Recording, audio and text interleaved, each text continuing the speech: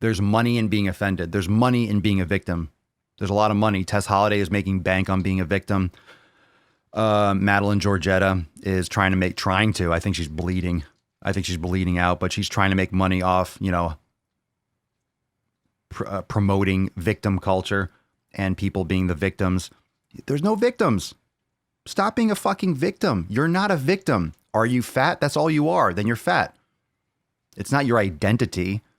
It's not your identity. That's who I am as a person. No, you have a lot of extra body fat. Start eating better and exercise. Get rid of it. Done. That's it. There's nothing shameful about it. Understanding that you're in control, that you have responsibility, that you're not entitled to be thin. You're not entitled to be fat. People don't get fat overnight, yo. People don't get fat overnight and people don't get fit overnight. Well, since when did we forget that fact? Since when did we forget that you don't gain 300 pounds in a month? It's constant effort. You have to put in constant effort or lack of effort to gain that much weight. And you have to put in constant effort to get fit. You're not entitled to be thin. You have to be consistent as fuck to gain that much weight. You have to consistently eat in an excess for years. You don't just gain that weight in a fucking year. It takes a lot of time to get to that point. You got to take responsibility for gaining that much weight. You got to take responsibility. I'm not saying it's always an easy way out. Maybe you have a lot of restrictions with your family and with your financial situations, but it's not expensive to be fit. You eat less, you make better choices, and you go walk more. If you don't have access to a gym or the money for it, go do some push-ups, do yoga. You need zero equipment.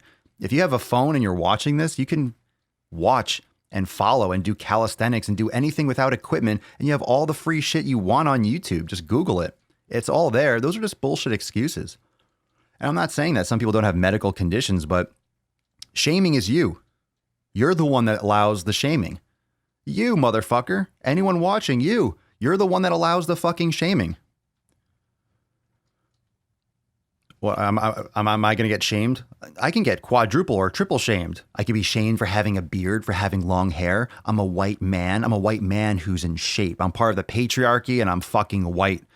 That's what's ridiculous. And I think Michelle, we talked about this on when she was on and the Quadcast, and Madeline Georgette, I made a video on this.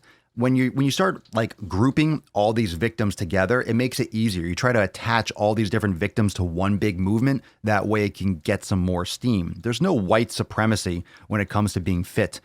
White privilege has nothing to do with being healthy. White privilege has nothing to do with not having diabetes.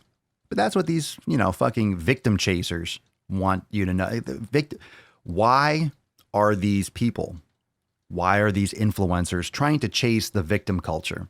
Because people that feel that they're victims, they are susceptible. They're vulnerable.